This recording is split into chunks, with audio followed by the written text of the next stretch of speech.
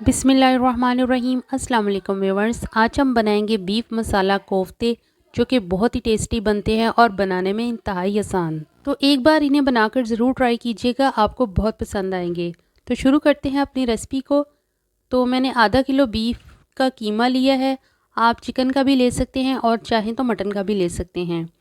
अब यहाँ मैंने एक चॉपर लिया है और इसमें हम ये कुछ मसाले हैं वो ऐड करेंगे। इसमें गरम मसाला पाउडर 1 टेबल स्पून, अजवाइन हाफ़ टी स्पून मैंने यहाँ पे ली है। अगर आप बीफ का कीमा ले रहे हैं तो अजवाइन को इसमें ज़रूर डालें।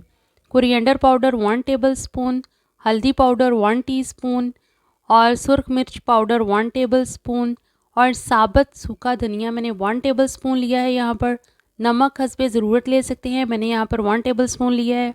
जीरा 1 टेबल स्पून यहाँ पे लिया है मैंने और गोल लाल मिर्च 1/4 कप के बराबर है। अब इन सारे मसालों को चॉपर में डालेंगे और चॉपर को जो है वो कुछ सेकंड्स के लिए चला लेंगे ताकि ये मसाले आपस में अच्छी तरह से मिक्स हो जाएं। चॉपर को जो है वो कुछ सेकंड्स ही चलाना है, क्योंकि जो इसमें मोटे मसाले हैं यानी साबुत सूखा धनिया, ज़ीरा और गोल लाल मिर्च, उनको हमने थोड़ा सा मोटा रखना है। अब यहाँ पे मैंने कुछ और अज्जा लिए हैं, जिसमें है अदरक तो साबुत जो है मैंने ली है 2 टेबल स्पून के बराबर और लहसुन भी 2 टेबल स्पून के बराबर। प्याज ली है यहाँ मैंने 2 मीडियम साइज़ की, जिसे मैंने यूँ मोटा काट लिया है, इसे भी ऐड कर दिया चॉपर में। और इसके बाद मैंने धनिया लिया है 1 कप के बराबर है, जिसे मैंने मोटा मोटा काट लिया है और 6 अदद जो है वो साबुत सब्ज़ मिर्चें हैं। इन सब अज़ा को ग्राइंडर में डालेंगे यानी कि चॉपर में, और इसे भी तकरीबन आधे मिनट के लिए चला लेंगे। और इन अज़ा को मिक्स करने के बाद हम इसमें ऐड करेंगे भुना हुआ बेसन, जिसे मैंने तवे पर तकरीबन 1 मिनट के लिए भून लिया है और इसे मैंने हल्का सा गोल्डन किया है और इससे इसकी बहुत अच्छी खुशबू है वो आती है। और इसके बाद 2 अदद मैंने इसमें अंडे शामिल किए हैं और अब इसमें हम शामिल करेंगे कीमा बिल्कुल लास्ट में। और कीमा शामिल करने के बाद हम जो है चॉपर को मज़ीद 1 से 1.5 मिनट के लिए चलाएंगे, तो हमारे सारे अज़्ज़ा जो हैं वो बहुत अच्छी तरह से मिक्स हो जाएंगे। अगर हम सारी चीज़ों को एकदम से इकट्ठा डाल के मिक्स करेंगे तो वो अच्छी तरह से मिक्स नहीं होती। तो ये देख लें, हमारी जो अज्जा हैं कीमे में बहुत अच्छी तरह मिक्स हो गए हैं। अब इन्हें मैंने अलग अलग बाउल में निकाल लिया है। अब हम इसके जो है वो कोफ्ते बनाना शुरू करते हैं। तो यहाँ हाथों को ग्रीस कर लें या पानी लगा लें और कीमे का मिक्सचर उठाएं एक मुनासिब साइज़ का, और इसे दोनों हाथों की मदद से प्रेस करते हुए क्रैक फ्री जो है वो कोफ्ता बना लें। तो ये मैंने बाकी के कोफ्ते भी इसी तरह से बना के रख लिए हैं। अब हम कोफ्तों को फ्राई करेंगे, तो मैंने एक कढ़ाई में 2 कप के करीब ऑयल लिया है और इन्हें मीडियम फ्लेम पे मैं तकरीबन फ्राई कर रही हूँ। और एक साइड से हो गए थे तो मैंने साइड इनकी चेंज कर दी है।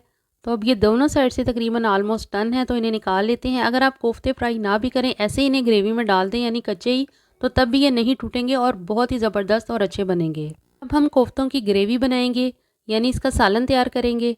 तो 1 कप ऑयल मैंने निकाल लिया है कढ़ाई में से और 1 कप ऑयल जो है वो कढ़ाई में मौजूद है। इसमें अब कुछ सब्जियां ऐड करेंगे, जिसमें 1 टेबलस्पून साबुत लहसुन लिया है मैंने, 1 टेबलस्पून अदरक साबुत, 3 मीडियम साइज़ की कटी हुई प्याज और 3 मीडियम साइज़ का कटा हुआ टमाटर, जिसको मैंने रफली काट लिया है।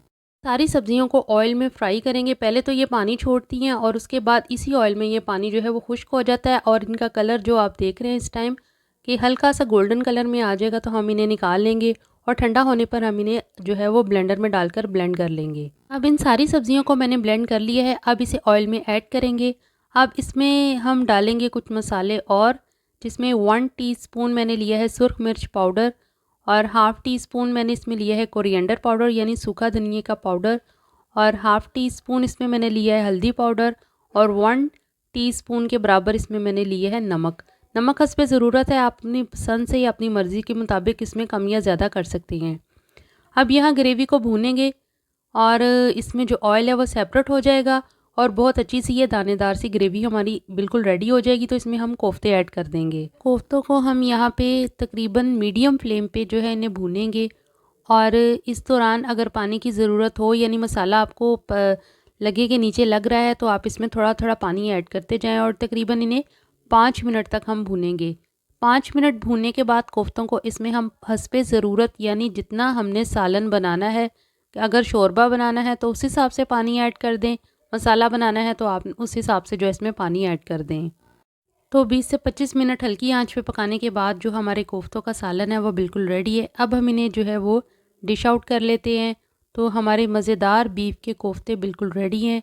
ज़रूर बनाइएगा और कमेंट बॉक्स में मुझे बताइएगा कि आपको ये कोफ्ता का सालन कैसा लगा।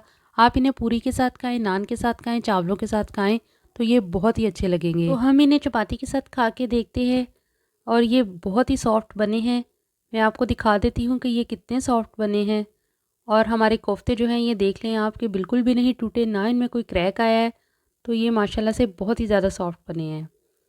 तो ये देख लें जैसे कि आपको मेरे तोड़ने से अंदाज़ा हो गया है कि कोफ्ता हमारा बहुत ही सॉफ्ट है और बहुत ही जूसी बने हैं, बहुत ही ज़बरदस्त बने हैं और खुशबू तो बहुत ही ज़्यादा कमाल की है। तो मिलते हैं नेक्स्ट रेसिपी में, तब तक के लिए अल्लाह हाफ़िज़।